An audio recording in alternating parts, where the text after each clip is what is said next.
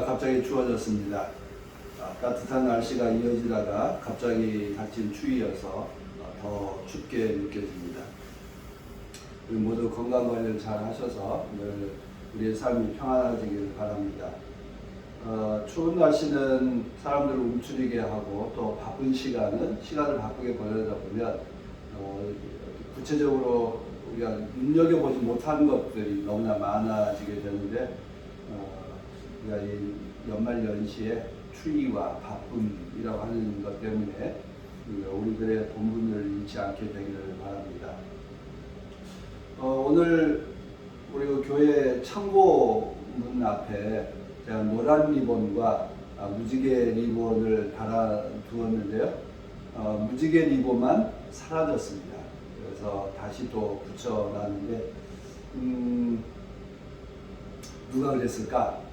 그냥 지나가는 동네 사람들은 그에 노란 리본이 붙었든 무지개 리본이 붙었든 별로 관심 없었을 거예요. 그런데 아마 어떤 그리스도인이 그러지 않았을까라고 추측을 해보았습니다. 아니면 바람에 날릴 일은 없을 것 같아요. 딱 그것만 없어진 거 보면 그냥 우연히 발생한 일은 아닌 것 같고요. 근데 이제 그런 일들이 일어난 걸 보면서 우리가 어떤 사람들과 이웃하고 살아갈까, 또 우리도 우리 이웃들에게 어떤 모습을 행하고 살아갈까 하는 것을 돌아보았습니다. 오늘 우리가 팔레스타인 사람들 위해서 함께 기도드렸습니다. 대림절 첫 주간에 NCCK 국제위원회 주관으로 해서 함께 기도드렸던 그 기도문을 이렇게 일부 발췌해서 함께 드렸는데 우리도 평화를 위해서 기도하는 그리스도인들, 전쟁이 멈추고 정의가 회복되고 특히 그 어린이와 여성과 노인들이 그들의 생명이 위협당하지 않는, 죽임당하지 않는 세상을 위해서 우리가 함께 기도했습니다. 오늘 하루만이 아니라 우리가 끊임없이 전쟁의 종식을 위해서 그리고 다른 나라의 평화를 위해서도 기도하는 그리스도인 되길 바랍니다. 어제 한 여성 프리랜서 PD를 이제 만났는데 되게 지쳐 보이는데 우크라이나를 위해서 내일 출발한다고 목사님 저를 위해서 기도해 주세요 라고 이제 요청을 받았습니다. 우크라이나에 취재를 가는 이유는 우크라이나에서 전쟁이 멈추고 그리고 평화를 위해 정착되기를 바라는 것을 담아내고자 한다라고 이야기했습니다. 그분은 전쟁이 있는 곳이 그리고 갈등이 있는 곳이면 늘 달려가는 그런 이제 PD인데요. 건장하지도 않고 되게 약해 보이는 것이지만 자신이 갖는 그 신념과 평화를 위한 마음을 담아서 아마 지금 우크라이나에 가면 얼마나 춥겠어요. 추위와 또 전쟁으로 인한 그 궁핍함과 이런 것 때문에 여러 가지 힘들겠지만 가겠노라고 해서 참 안타까운 마음으로 함께 기도를 했습니다.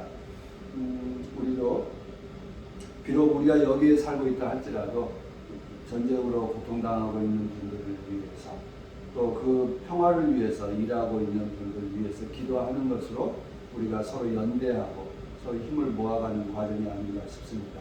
우리가 성탄절을 앞두고 아까 이사나 교훈 기도 드리실 때 가슴이 뭉클 했는데 우리가 함께 이웃을 위해서 전쟁 겪는 그 피난민들을 위해서 기도한다는 건 우리의 마음을 뜨겁게 하고 우리의 생각과 삶을 더 넓혀가는 일이라고 생각합니다.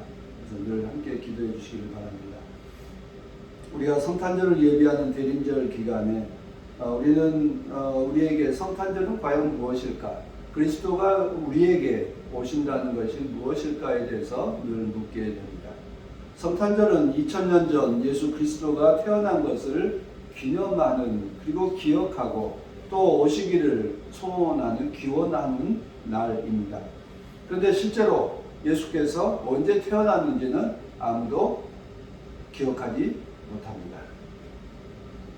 단지 우리가 12월 25일을 정한 것은 당시 로마의 달력에 의해서 이제 어둠이 사라지고 해가 빛이 더 커져가는 그 동짓날을 계기로 해서 12월 25일로 정했습니다.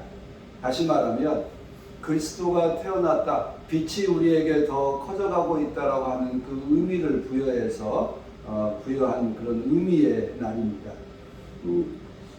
우리가 그 그리스도가 태어난 그런 의미에서 우리 그리스도인, 우리도 그리스도인으로 태어나고 또 세상이 그리스도의 비단에서 다시 태어나기를 의미를 부여하고 소망하는 그런 날이 되기를 바랍니다. 오늘 읽은 요한복음에서는 유대인들이 제사장들과 레위인들을 보내서 묻는 그 질문으로 계속되어 있습니다. 자주 등장하는 말이 당신은 누구요? 라고 하는 말입니다. 이는 세례 요한의 정체성을 묻는 질문이기도 합니다. 그리고 또한 우리들에게 던져지는 질문이기도 합니다. 예수님께서도 제자들에게 물었습니다. 너희는 나를 누구라고 하느냐? 당신은 누구요? 라고 하는 말에 질문 바꿔보면 너희는 나를 누구라고 하느냐? 라고 하는 질문이기도 합니다. 그런 점에서 그리스도인이다 라고 하는 건 내가 그리스도인입니다 라고 하는 고백의 말이기도 하고 나의 정체성을 말하고 있습니다. 오늘 제가 설교 서두에 무지개 리본을 말씀드리는 까닭은 나는 그리스도인입니다 라고 이야기하지만 어떤 그리스도인이요? 라고 하는 질문이죠. 나는 노란 리본을 다는 그리스도인입니다. 나는 무지개 리본을 지지하는 그리스도인입니다 라고 하는 고백이고 또 한편으로는 나는 무지개 리본을 거부하는 그리스도인입니다. 나는 전쟁을 지지하는 그리스도인입니다. 나는 부자가 되기를 기원하는 그리스도인입니다 라고 하는 그 정체성과 나는 노란 리본과 무지개 리본과 그리고 팔레스타인과 우크라이나에서 전쟁이 끝나고 평화가 이루어지기를 기원하는 그리스도인입니다 라고 하는 우리의 정체성을 담고 있습니다. 팔레스타인 사람들은 어떻게 보면 우리들 이야기 그리스도의 눈으로 보면 이교도입니다. 이스라엘은 어떻습니까? 이스라엘도 정확하게 이야기하면 유대교인들입니다. 그리스도교인들이 아닙니다. 그런 점에서 둘 다 이교도라고 말할 수 있습니다.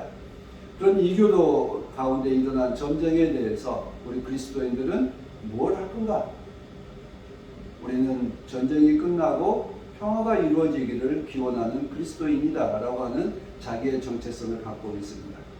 그리고 오늘 그 기원은 이사야서에서 나타나 있고 데살로니가 전서에서 나타나 있습니다. 우리는 평화를 위해서 기도하는 그리스도입니다. 그리고 여러 가지로 부족하고 결핍한 가운데 있지만 언제나 감사하고 기뻐하는 삶을 살아가는 그런 그리스도인이다라고 하는 고백입니다. 세례 요한은 자기에 대해서 뭐라고 말합니까? 하나님께서 보내신 사람이 있는데 그의 이름은 요한이었다. 그는 그 빛을 증언하러 왔다. 그리고 모든 사람으로 하여금 자기 증언을 듣고 믿게 하려고 온 것이다. 이게 세례 요한에 대한 그리스도 사람들의 그의 정체성입니다. 우리가 생각하고 있는 세례 요한의 정체성입니다. 세례 요한은 하나님이 보낸 사람이다. 그리고 그리스도를 증언하는 사람이다. 입니다. 이 이야기를 요한복음에 그리고 그 복음서에 이렇게 새겨 놓은 까닭은 무엇이겠습니까? 초대교회 100년 주후 100년경 그리스도인들은 큰 탄압 아래 있었습니다. 탄압의 시대를 겪었습니다. 그때 물었던 질문들이 너는 그리스도인이냐? 너는 그리스도를 믿느냐? 라고 하는 그 질문이었습니다. 그런 점에서 세례 요한은 그리스도를 증언하는 사람이었다. 그리스도를 예비하는 사람이었다라고 하는 그 고백을 하고 있습니다.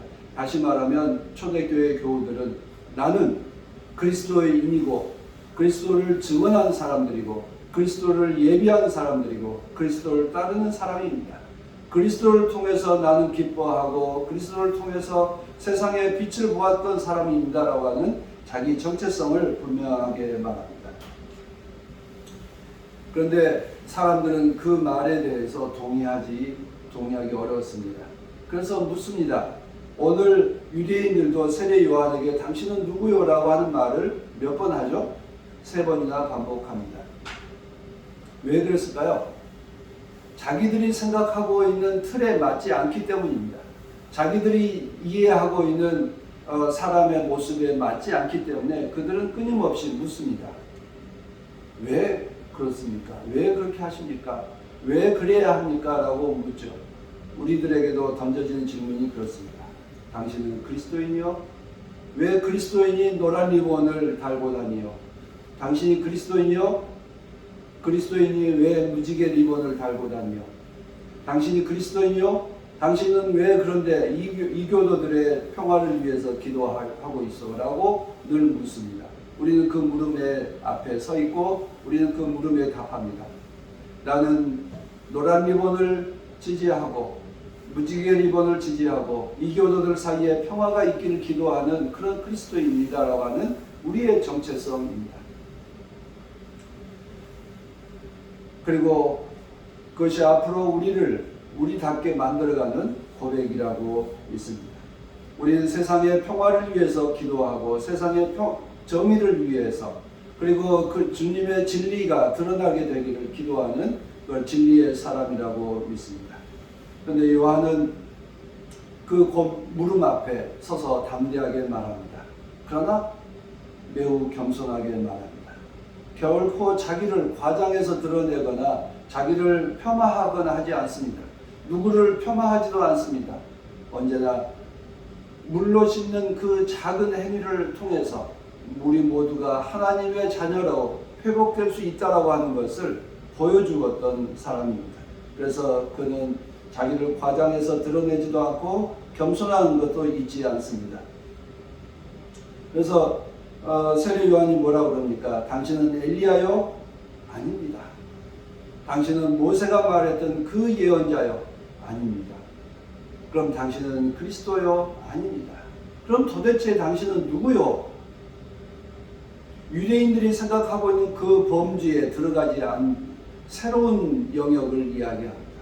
그리스도인들은 세상이 말하고 있는 그 규정에 맞지 않는 사람들입니다. 자기를 희생해서 모든 사람들에게 생명을 주었던 그리스도인입니다. 자기의 몸을, 자기의 생명을 내어줌으로 모든 사람에게 생명을 주었고 자기를 희생함으로써 진리가 무엇인지를 일깨워 주셨던 분이 바로 그리스도입니다. 우리는 그 그리스도를 믿습니다. 세상이 정하고 있는 그 기준에 맞지 않고 세상이 보고 있는 그 기존의 틀에 맞지 않지만 우리는 그분을 통해서 새로운 기준을 세웠고 새로운 틀을 만들어냈습니다. 그것이 바로 세례 요한과 유대인들의 그 문답 속에 담겨져 있습니다. 세례 요한은 말합니다. 나는 주의 길을 바르게 하라고 광야에서 외치는 소리입니다.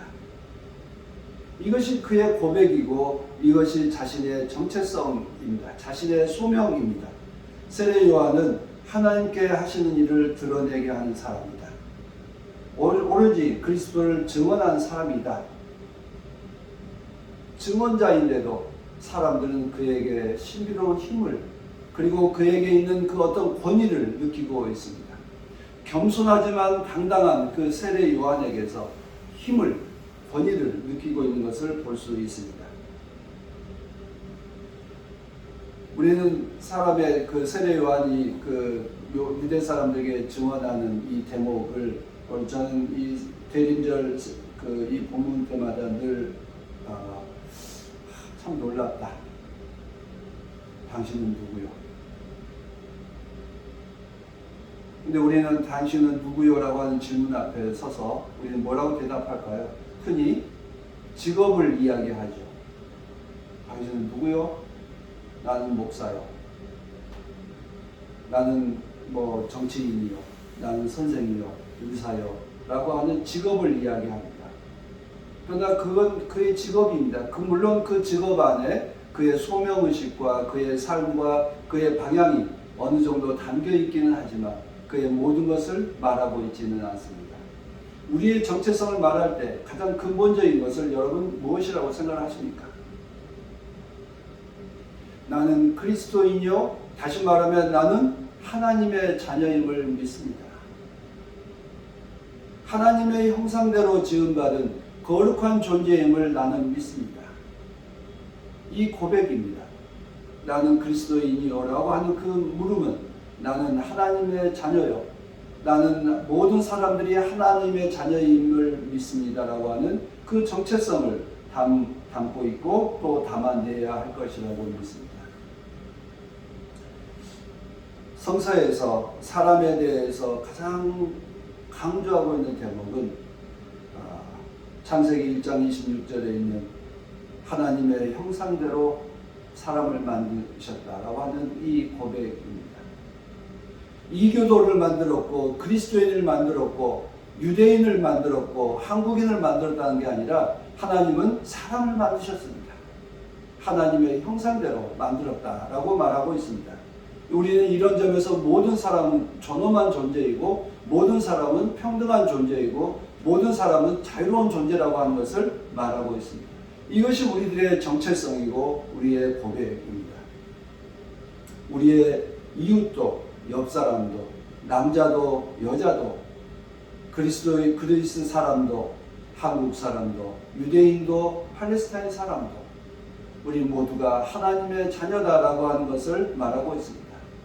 부자이든 가난한 사람이든 또 그리고 자유인이든 귀족이든 노예이든 간에 우리 모두가 하나님의 자녀입니다라고 하는 이 놀라운 평등의 선언이 우리의 정체성을 담고 있습니다. 그런데 우리는 늘 거기에 작은 줄을 하나 긋지요.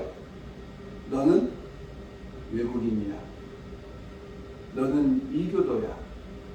너는 남자야. 너는 여자야. 너는 나이가 많았고 너는 나이가 어리고 등등의 작은 줄을 그어서 사람을 차이를 만들어내고 차별로 이어가고 있습니다.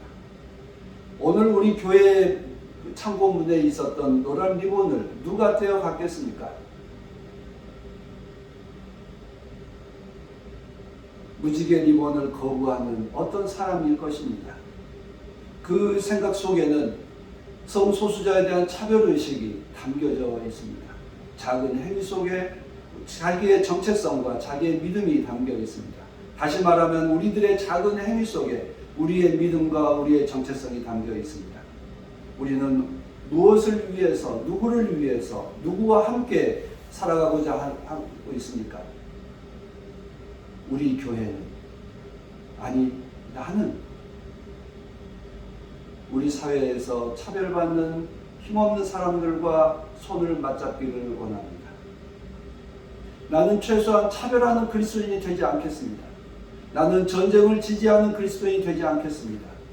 나는 사람에 대해서 존중하고 모든 사람이 평등하게 살아가는 그런 세상을 위해서 기도하는 그리스도인이 되겠습니다.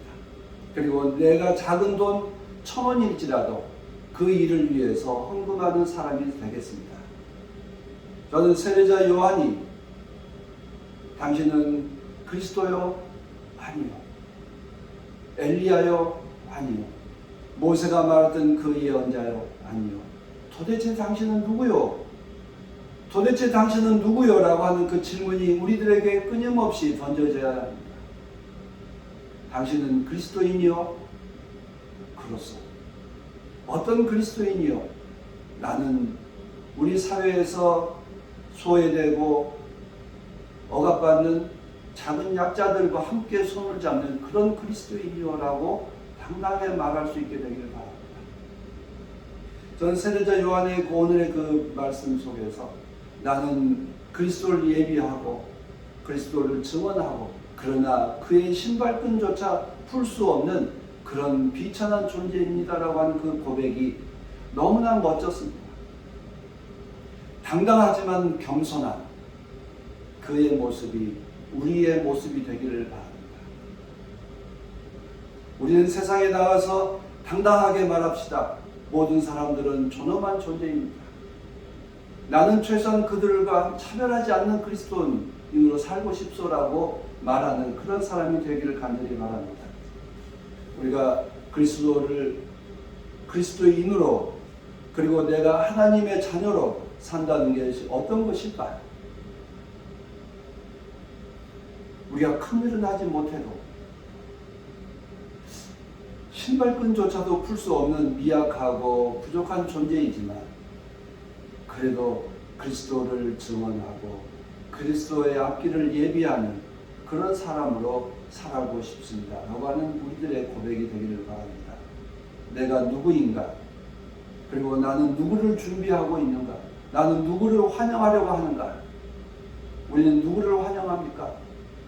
메시아, 엘리야, 그 예언자, 어떤 권위 있고 힘 있는 어떤 사람이 아니라